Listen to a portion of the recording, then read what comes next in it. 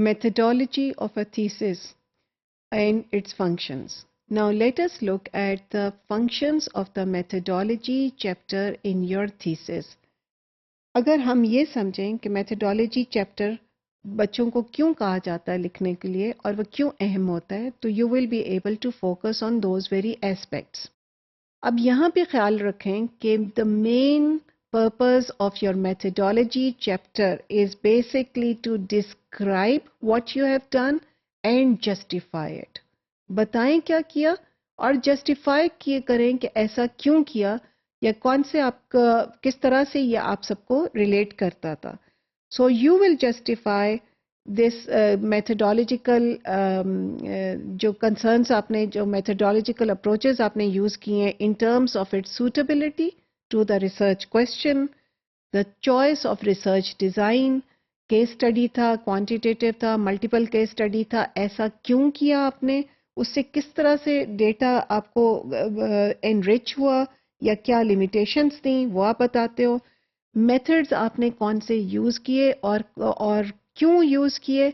So constantly you are thinking from the mind of other someone else who might be asking these questions.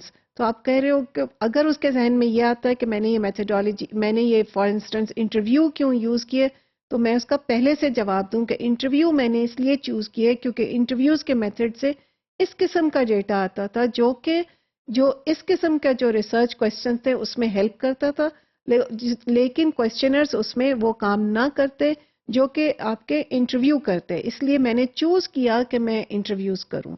So this was an example.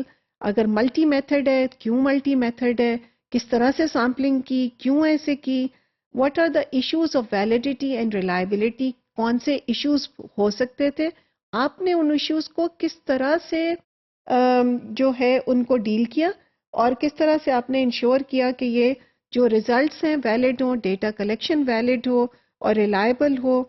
Data collection کے procedures میں بہت issue آ سکتا ہے نا, depend. تو وہ آپ نے بتایا کہ بہت ڈیٹیل میں ڈسکرائب کیا کہ آپ نے ڈیٹا کس طرح سے کلیکٹ کیا, کس طرح سے اس کے ٹائم لائن کیا تھی, کس طرح سے سٹیج 1 کے بعد سٹیج 2 آئی, اور اس کی اگر کوئی لمیٹیشنز بھی ہیں تو you don't need to be worried, just talk about the limitation of that situation.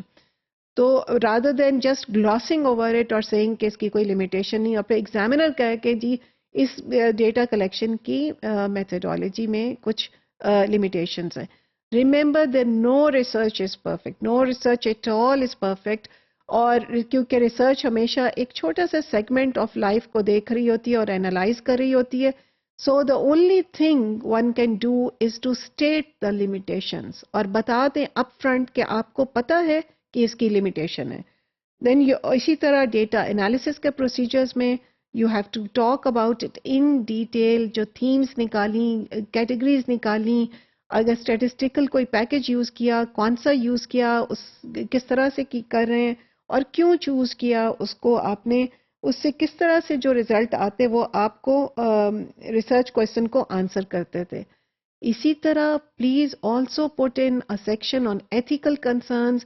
What could be the ethical concerns, ہوتے کیا ہیں, اور آپ نے اپنی ریسرچ میں ایتھیکل کنسرنز شو کرنے کے لیے یا وہ آپ نے کس طرح سے اس کو ڈیل کیا. کچھ ریسرچ ایسی ہوتی ہے, اکثر ریسرچ میں ایتھیکل کنسرنز تو ہر ریسرچ میں آتے ہیں, لیکن کچھ ریسرچ اور ہوتی ہے جس میں جیسے ایتھنوگرافک ریسرچ ہوتی ہے, اس میں ایتھیکل کنسرنز کا ایشو بہت ہائی ہوتا ہے. You have to talk about it and then you have to talk about also about the the limitations, کہ آپ کا یہ اسکوپ کیا تھا اور جو اس اسکوپ کو آپ کی میتھڈالوجی کور کر رہی ہے کہ نہیں کر رہی ہے. So this is what you must put in your methodology chapter, because it is essentially a description of what you did and B, a justification of why you did it.